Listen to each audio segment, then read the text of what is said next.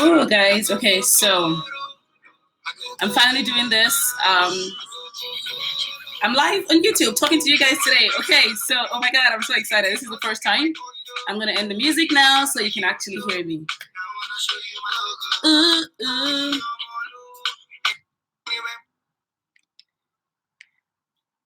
Okay, guys. If you're on Instagram, you have to right now check out my channel at 4D Life of Me, because that's where I'm going to be live on, and that's where this video is going to be hosted. So if you're on here and you have any questions for me, or you want to talk, but before I get to the questions, let me just tell you why you're seeing me on camera live right now. So first things first, I've been away and I haven't uploaded videos for a long time, like 2 months. It's been crazy. I've been in school, I've been working part-time, and that's been overwhelming, and I haven't found time to sit down and edit videos. And then one day I was in church and I was like, I can just,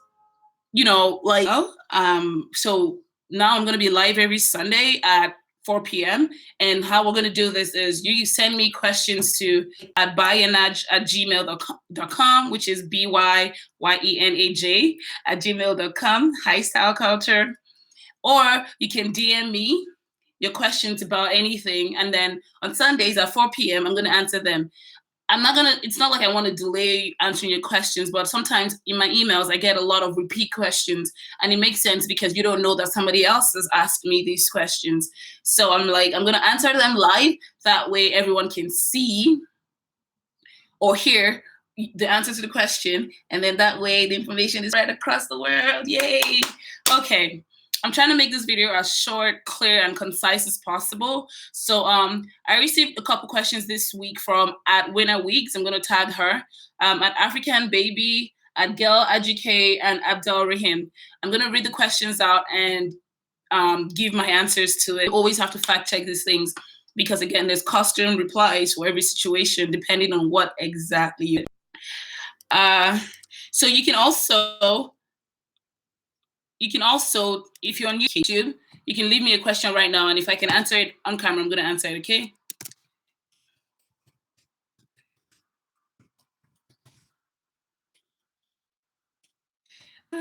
Questions about Canada.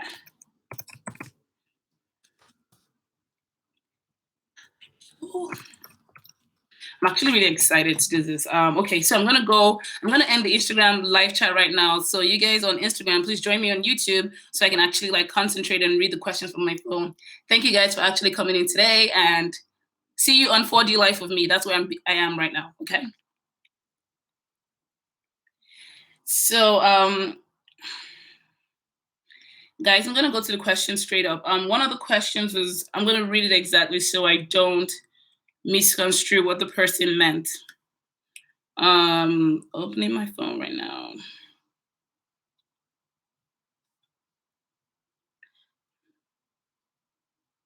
There's always music in my head, so I'm excited for that. Okay, so first question. This is from Wina Wigs on Instagram. She says, hello, Janie. You've got lots of amazing pictures and video. I'm Wina from Nigeria. I got an admission in Algonquin College, Ottawa, to study project management. Thanks, Brian. Thanks, Stanley, for fall 2018, which is this year. You're in Ontario, and I guess you've heard about the school. Is it a good place? Do you school at college? I'm currently awaiting my study permit, and I just can't wait to leave. Okay, so her question basically is, what are my thoughts on Algonquin College in Ottawa, and if it's a good place? So Ottawa, again, is the capital of the entire Canada. So she's Nigerian, so it's more like the Abuja of Nigeria. Should understand that that reference. So there's a lot of government offices, but the fact that I'm in Toronto and I've heard about Algonquin and I know people who've gone there means that it's quite a popular college to go to, and most people go. If you're going to Ottawa, it's a good school to go to, from what I've heard from my friends who went there. But okay, so throughout this live chat, I will get to another question where I'm going to give an advice on colleges, and you'll get that from me later on. So, Wina, I hope that answers your question. I think Ottawa is a good place to go to school too. It's quite popular, and general reviews from my little circle, it's a good place to go to. Next question. This is from African Baby.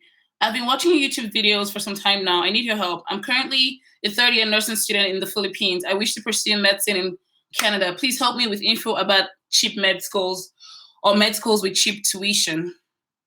Her question is, she's trying to do medicine in Canada. What are cheap schools? So a simple Google search and asking around, I got 3 or 4 schools that have med school tuitions in the range 14 to 16K, and some will even go as low as 12,000 USD. And these schools are University of Dalhousie, University of Victoria, University of Saskatchewan, and Manitoba. I'll put the links to the schools when I'm done with this video up, and you can check them out. Again, requirements for these schools differ. And my best advice when you're trying to go to any school is get on the phone. Just literally call the admissions office, and then you will get in contact with the schools. Okay, I'm going to take a break from answering questions on my phone and actually answering questions for you guys on the live chat. So Stanley is asking, my question is coming to Canada and getting an apartment. How about where you buy the housing furniture? Because I hear apartments will be actually empty. Okay, so if you're thinking about buying an apartment, most times people don't leave it furnished if you're buying it. It's a different thing if you're renting. I don't think I'm going to sell my house and sell it with furniture. It's usually not the thing that happens to my best knowledge. So what I know people do though is if you get a place, if you buy a place, not rent a place, you can go online and there's a lot of furniture stores you can get furniture from. There's a lot of furniture and free and for sale exchange Facebook groups where you could get your furniture from. And honestly, sometimes people literally get furniture from the street. It depends on what city you are in. I hope that answers your question, Stanley. Thank you for your question. Ahmed is asking, what is the best way to apply for a paid PhD position? I'm not the expert on that because I haven't actually researched that much, but what I've heard, because I already thought about applying for a PhD position, is the best way to do that is to find out, find out the school you want to do your PhD in, find out a professor, especially because most PhDs, of course, are research-based. Find a professor or a supervisor who is already researching in that space, follow them and their articles for a while, then contact that professor, let them know of your intent to do a PhD in that space. And then when you have that relationship with the professor, you're more likely going to be getting into the program easier than just a cold application from nowhere. I hope that answers your question, Ahmed. Brian is asking, thank you, Stanley, you're welcome. If do universities readily provide scholarships for international students? Do you know how much about UBC in relation to this question? Thanks again. Okay, so your question is if universities provide scholarships for international students. And oh, you're welcome, Ahmed. And if I know about UBC. Okay, so one of my classmates in the program I'm in right now actually finished her undergrad in UBC. One thing that's really annoying, but it makes sense, is that there's not a lot of scholarships for international students, sadly. They're thinking, and I don't understand the logic behind it, because I imagine they're thinking if you're coming from another country to Canada, you're probably able to finance yourself. I don't know why they just assume that. There's not a lot of scholarships, but even when there is, there's more for undergraduates than there are for graduates. And then the ones I've seen for graduates are in the STEM-related industries like science, tech, engineering, and math, mostly. But most international scholarships actually come from the parent country for you to study abroad. So I've seen, say in Queens, for example, there's a lot of Chinese and Indian scholarships by their government to sponsor students from that country to go abroad and get some international experience. Those are more of the scholarships I see. Other than that, there are some third-party companies in Canada that offer scholarships to anybody, doesn't matter where you're from. And but most international students who actually get scholarships are from those third-party companies like big banks. TD and Scotiabank sometimes do scholarships for students. They're not a lot. Sometimes they don't even cover your tuition. It's just like extra money for whatever you might need it for, between $2,000 and $5,000. Sometimes it gets up to $10,000 if you're lucky, and that exists. Something else I should mention is some programs in Canada actually give scholarships to their students, who like an admission scholarship. So when you're looking for a program to study at, look at it and look at the requirements and see if they ever mention anything about the possibility of you getting an admission scholarship if you apply to that program. Oh, there's a lot of messages. Okay, so I hope I answered your question, Brian, and I hope it helps you in your search. I'm going to go back to finishing the questions I have on my phone, and then I'll come back here to answer Nicole and Stanley's question. Thank you, guys. Okay, 1 second. The next question is from Gail Ajike. He's asking if he saw a school called Toronto School of Canada. Please, I want you to enlighten me more about the school and if it's cheap or expensive as compared to other schools. He wants to do a business administration and he's from Cameroon.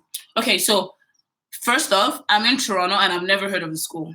So I don't know if that's a good sign, but I'm going to do more research and ask around and see if that school actually exists and if it's good. So there's and then there's other like community type colleges that are more low skill that when people say the name, you're like, huh? What is that school? So maybe this is one of them. I haven't heard about it. So I think you should look at the top tier ones like the Humbers and the George Browns and the Seneca and Sentinels and all of them before you start looking at these other ones. Because if you're an international student, immigration is going to ask you for the OLI institution number that just shows that it's a credible or an accredited institution. And if you're not sure about that, the chances of you getting your study permit is slim. So you want to apply to a school that is highly recognized. I hope I've answered your question. And then Abdel asks me, he's like, hello, I'm really one of your big fans. Thank you. And I appreciate all the efforts you're doing to help others study in Canada. Thank you. Keep going. I try. It's really hard, but thank you. So he's from Egypt. He finished primary, middle, and high school and a bachelor's degree in Arabic, and he wants to study in college. Do I think they're going to agree, or does he have to start from high school again? No, that just sounds... No, I've never heard of a situation where you have to start off from high school again just because English is not your first language. What I know for sure is you have to go through a process called, thank you, Stanley, English ESL. It stands for something English English as a second language, where you take ESL courses and you pass that and you can do it in hand to hand with your bachelor's degree or before you actually start your degree or your graduate program. So you just have to show that you can speak English and write an English exam and pass it. Most schools, if your credentials are not in English, would also ask for a translation of your credentials, your transcript, and a copy of your English language test exam, which can be IELTS or a CEL paper, one of those academic English language testing exams. So I don't think you have to go back to high school. I'm not saying a 20-something-year-old plus person in high school, except they've not been before. Okay, so I hope that answers your question, Abdel. Okay, now I'm going back to questions in live chat, and I'm trying to make this round up real soon, maximum 16 minutes, so you guys don't have a long video to watch. So Nicole's asking me that she's enrolling in Fanshawe. Congrats. And this fall and arriving in Ontario this summer. Yay, it's a good time to come. It's still warm, pretty hot actually. Is it hard to find jobs prior to arriving, or should I wait till I get there? The thing about finding jobs before you arrive is most people want to see you in an interview or a Skype call or something. So it depends on what type of job you're trying to do, Nicole. And if you come in as a study permit, you have a maximum of 20 hours. So most times those jobs are not, they're part-time jobs because full-time standard hours of work are 40 hours. And you're saying you want to work part-time while you school. So those jobs usually they are more available in volume because they're considered not professionally skilled jobs except internships. So I think my advice, I might be wrong, don't take it solely, is when you get here, you have to settle in first because you're going to deal with culture shock. You're going to have to find your apartment and settle into school. Then you can go around you, look for bars or retail stores or companies around you that need extra help because remember, you're a student and you can't work full time.